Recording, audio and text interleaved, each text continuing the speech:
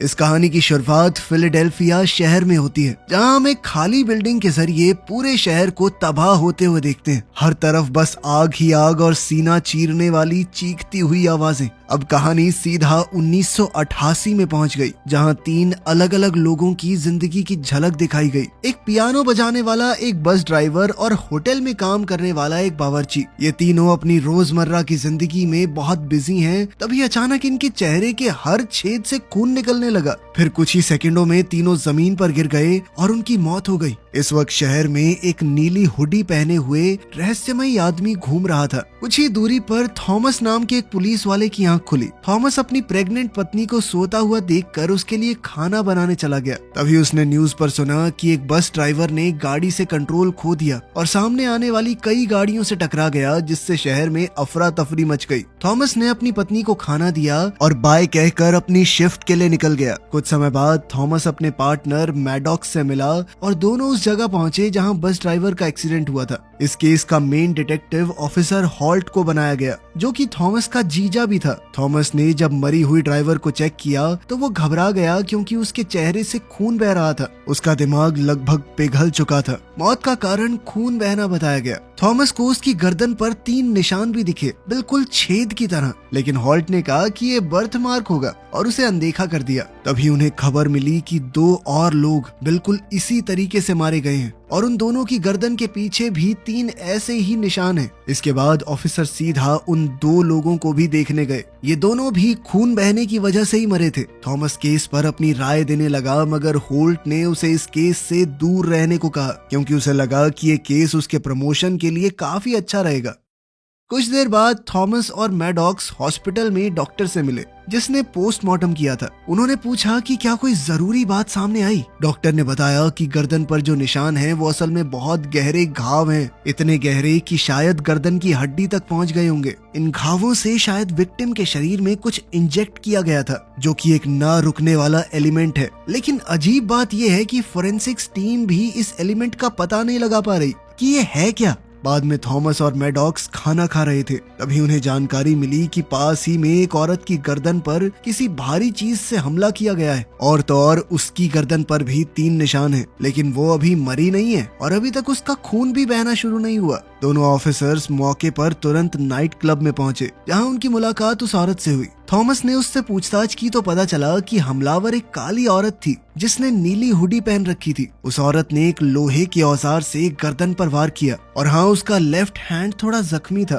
क्योंकि उसके ऊपर सूखा हुआ खून लगा हुआ था। तभी हॉल्ट ने वहां आकर बातचीत रोक दी और लड़की से दोबारा पूछने लगा कि डिटेल में बताओ हुआ क्या था। अब लड़की ने परेशान होकर सब कुछ दोबारा बताया। फिर अचानक से वो लड़की गिरकर मर गई। इसके बाद पुलिस बताए गए हुलिये से मेल खाती सभी ब्लैक औरतों को गिरफ्तार करने लगी, लेकिन किलर अभी भी आजाद है और वो एक अजीब सा डिवाइस एक कार पर लगा रही थी। फिर जैसे ही एक पुलिस वाला वापस आया तो वो भागकर छूमंतर हो गई। कुछ देर बाद थॉमस और मैडॉक्स ड्राइव कर रहे थे, तभी उनका सामना उसी औरत से हो गया। वो तुरंत भागी उनसे बचने के लिए। उन दोनों ने बैकअप के लिए कॉल किया और होल्ट ने तो शहर के हर एक ऑफिसर को उसे ढूंढने का ऑर्डर दे दिया। इस दौरान थॉमस की कार एक ट्रक से टकरा गई, जिस वजह से थॉमस और मैडॉक्स को पैदल उसका पीछा करना पड़ा। उन्हें लगा कि वो औरत आसपास ही कहीं होगी, इसीलिए दोनों ने उसे घेरने का प्लान बनाया और अलग अलग होकर तलाश के दौरान थॉमस को एक अजीब सा डिवाइस मिला, जिसे उसने अपने पास रख लिया। बाद में एक बेसमेंट के अंदर मैडॉक्स ने उस औरत को पकड़ लिया और जल्द से जल्द सरेंडर करने को कहा, लेकिन ये औरत कोई अबला नारी नहीं थी। उसने मैडॉक्स पर हमला करके उसे पीट दिया और तो और उसकी टांग भी तोड़ दी और फिर जल्दी से वहां से भाग गई। अपने पार्टनर की आवाज सुनकर थॉमस वहां पहुंचा और उस अनजान औरत का पीछा करने लगा। आखिरकार उसने उसे घेर लिया और हाथ ऊपर करके मुड़ने को कहा। तभी कहानी में एक मोड़ आया। उस औरत ने थॉमस को उसके नाम से बुलाया और उसे उसकी होने वाली बेटी के लिए बधाई भी दी। साथ ही उसने कहा कि मुझे अफसोस है तुम्हारे पार्टनर की टांग तोड़ने के लिए। ये सब सुनकर थॉमस थोड़ा घबरा गया कि इसे इतना सब कैसे पता है मेरे बारे में। फिर थॉमस ने उसे गिरफ्तार करने की कोशिश की, लेकिन औरत ने उसे आसानी से हरा दिया और एक बेंच के साथ उसी की हथकड़ी से उसे बांध दिया। जाते जाते उसने कहा कि हम फिर से मिलेंगे, लेकिन जैसे ही वो वहां से जाने के लिए मुड़ी, तभी थॉमस ने उस पर उसी के डिवाइस से हमला कर दिया, जिससे वो अपने शिकार को इंजेक्ट किया करती थी। इससे औरत का बैलेंस बिगड़ गया और वो सामने से आती हुई ट्रेन के आगे गिरकर मौत का शिकार हो गई। इस घटना का थॉमस पर गहरा असर हुआ, लेकिन इससे पहले कि वो खुद को संभालता उसे खबर मिली कि उसकी पत्नी हॉस्पिटल में है। वो भागते हुए वहां पहुंचा और उसके साथी ने बताया कि हमला करने वाले का कोई भी आईडी या फिंगरप्रिंट ट्रेस नहीं हो पा रहा। उसके पास से एक चाबी मिली थी, लेकिन पुलिस को बिल्कुल अंदाजा नहीं था कि वो किस चीज की चाबी है। और भी ज्यादा हैरान कर देने वाली बात ये थी कि उस औरत की कलाई में एक गोली फंसी हुई थी और वो गोली थॉमस की रिवॉल्वर से निकली थी, जबकि थॉमस ने कभी गोली चलाई ही नहीं। तभी एक नर्स ने बातचीत के बीच में आकर थॉमस को बताया कि तुम्हारी पत्नी की हालत बहुत नाजुक है। थॉमस तुरंत उसके पास भागा और डिलीवरी के दौरान हो रहे दर्द से उसकी पत्नी बेहोश होने लगी। डॉक्टर्स ने उसे बचाने के लिए घबराहट में काम शुरू कर दिया। कुछ ही समय बाद एक नर्स ने थॉमस की गोद में एक सेहतमंद बच्ची दी, लेकिन उसकी एक खुशी तुरंत मातम में बदल गई जब उसे पता चला कि उसकी पत्नी जिंदा नहीं बच पाई। इसके बाद कहानी 9 साल आगे यानी 1997 में पहुंची। अब थॉमस की बेटी एमी 9 साल की हो चुकी थी। एमी नाश्ता बना ही रही थी कि तभी टीवी पर न्यूज चलने लगी, जिसमें सड़कों पर लोग आंदोलन करते हुए 9 साल पहले हुई घटना का जवाब मांग रहे थे। लोगों ने इसे रेसिज्म का मुद्दा बना लिया। कई लोग उस औरत का साथ देते हुए कहने लगे कि उस वक्त वो औरत निहत्थी थी, लेकिन पुलिस वाले ने उसे गिरफ्तार करने की बजाय ट्रेन के नीचे धकेल दिया। बाद में थॉमस, जो अब डिटेक्टिव बन चुका था, उसने अपनी बेटी को जन्मदिन की बधाई दी और उसे एक ब्रेसलेट भी गिफ्ट में दिया। फिर दोनों थॉमस की पत्नी की कब्र पर गए, जहां उन्हें कब्र पर ताजे फूल दिखे और ये देखकर वो सोच में पड़ गए कि यहाँ पर कौन फूल रख के गया है। तभी थॉमस को एक फोन आया। ये जानकर उसके होश उड़ गए कि बिल्कुल वैसे ही मौत होनी शुरू हो गई है जैसे 9 साल पहले हुई थी। एक पल भी जाया किए बिना थॉमस क्राइम सीन पर पहुंचकर मैडॉक्स से मिला, जो अब भी 9 साल पहले हुए इंसिडेंट की वजह से लंगड़ा कर चल रहा था।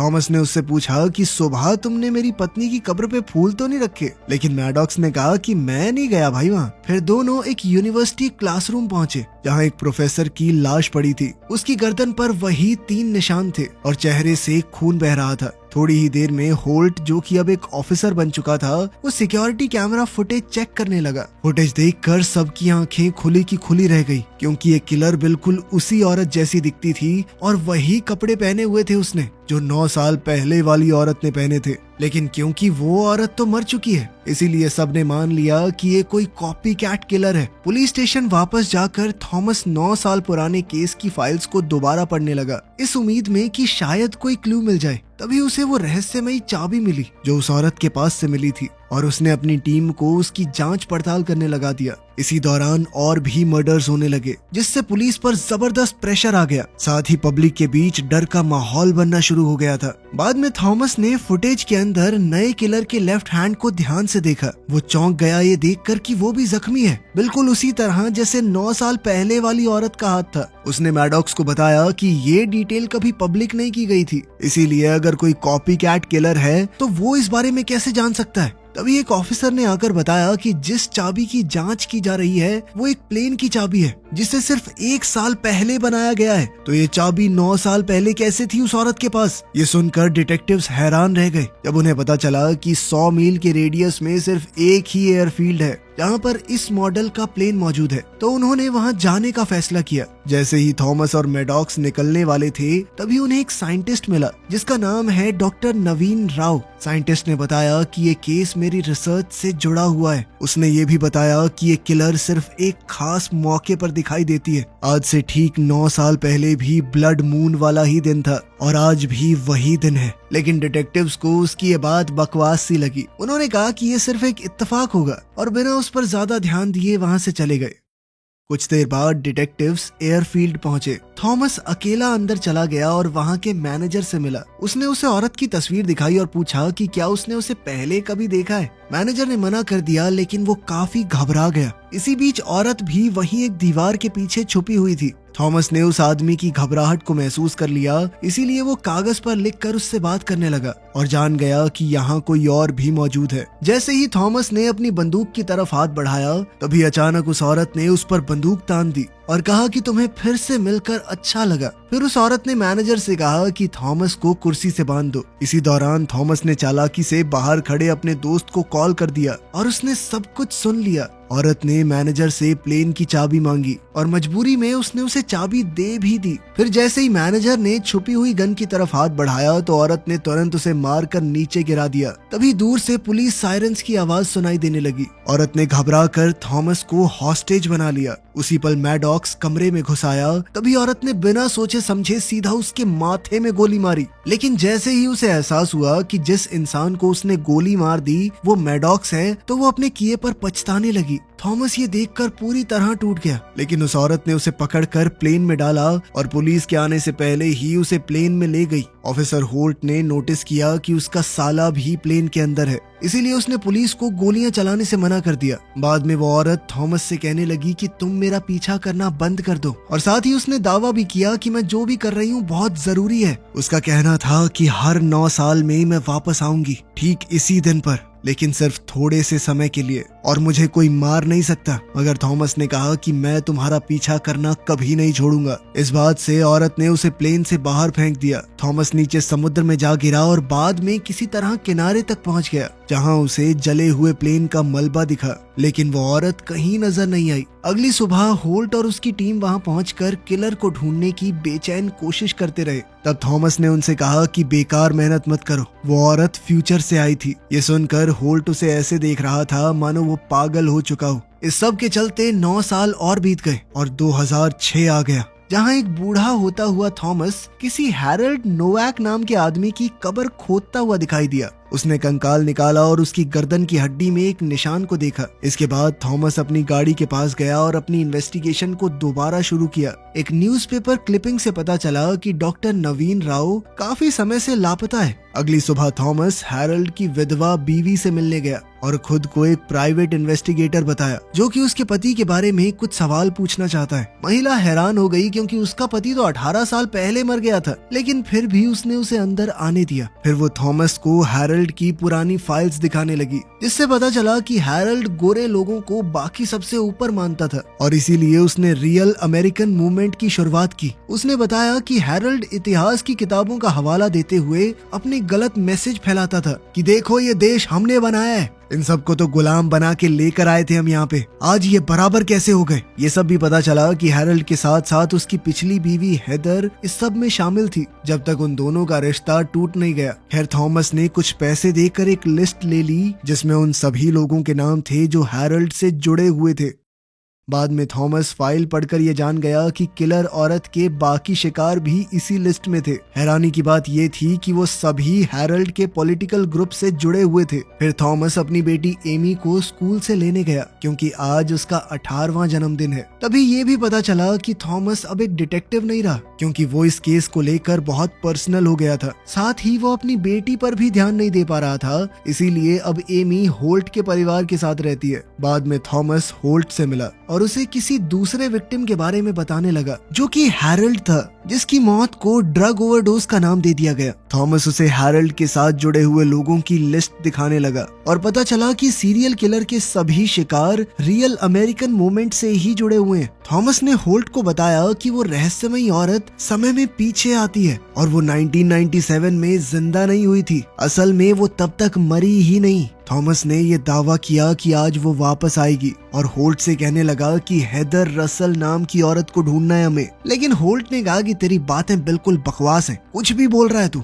तेरी बेटी हमारे घर पल रही है, वो याद करती है अपने पापा को। जिंदगी को दोबारा संभाल मेरे भाई, उसके लिए संभाल ले खुद को। जब होल्ट जाने लगा तो थॉमस आंखों में आंसू लिए उसके पास गया और अपनी गलतियों के लिए माफी मांगने लगा। उसने कहा कि वो मदद चाहता है। फिर होल्ट ने उसे तसल्ली दी और कहा कि मैं हर तरह से मदद करूंगा। दोनों गले मिले और होल्ट वहां से चला गया। लेकिन पता चला कि थॉमस का उदास होना सिर्फ एक नाटक था। उसने मौका देखकर होल्ट का बैज चुरा लिया। बाद में थॉमस ने पुलिस स्टेशन कॉल किया और होल्ट बनकर बात करने लगा और बड़ी चालाकी से हेदर रसल का एड्रेस निकाल लिया। और जब वो वहां पहुंचा तो दंग रह गया। वहाँ एक लाश पड़ी थी जिसका चेहरा बिल्कुल पिछले विक्टिम्स की तरह खून से भरा हुआ था और फिर अचानक से किलर नजर आई और थॉमस ने उसके लेफ्ट हाथ को जख्मी कर दिया, लेकिन वो औरत मोटरसाइकिल पर तेज रफ्तार से भाग निकली। थॉमस ने गुजरते हुए ट्रक को छीना और उसका पीछा करना शुरू कर दिया। काफी देर तक उसका पीछा करने के बाद थॉमस एक सुरंग में घुस गया, जहां वो औरत एक टाइम ट्रैवलिंग मशीन के अंदर बंद हो गई।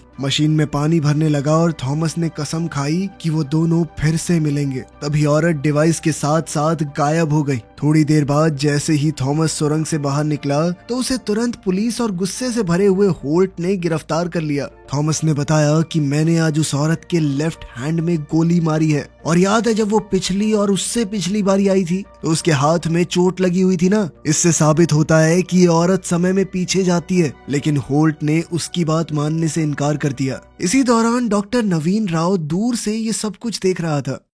एक बार फिर से कहानी 9 साल आगे बढ़ गई, साल 2015 में, जहाँ पर डॉक्टर नवीन राव आइसोटोप नाम के एक डिवाइस पर काम कर रहा था। उसने इस डिवाइस को सुअरों पर टेस्ट किया, जिससे उनकी नाक, आंखों और कानों से खून बहने लगा और वो मर गए। वो अपनी कामयाबी से काफी खुश हुआ, लेकिन फिर उसके असिस्टेंट ने उसे थॉमस की बीच पर तस्वीर दिखाई। यही वो जगह थी जहां किलर 9 साल पहले गायब हुई थी और वो वहीं पर किलर की वापसी का बेसब्री से इंतजार कर रहा था। इसी बीच थॉमस को अपनी बेटी का वॉइस मेल मिला, जिसमें उसने बताया कि वो जल्द ही माँ बनने वाली है और वो चाहती है कि इस मौके पर उसके पिता वहीं पर मौजूद हों उसके साथ। थॉमस इस बारे में सोचता है, लेकिन अचानक से कुछ देर बाद ही उसने अपने आप को ट्रक के पिछले हिस्से में बंधा हुआ पाया। पता चला कि नवीन ही वो शख्स है जिसने उसे किडनैप किया था। नवीन ने उसे बताया कि मुझे उस किलर औरत के मिशन पर नाज है और मैं एक ऐसे एक्सपेरिमेंट पर काम कर रहा हूँ जिसे एक दिन वो औरत इस्तेमाल करेगी।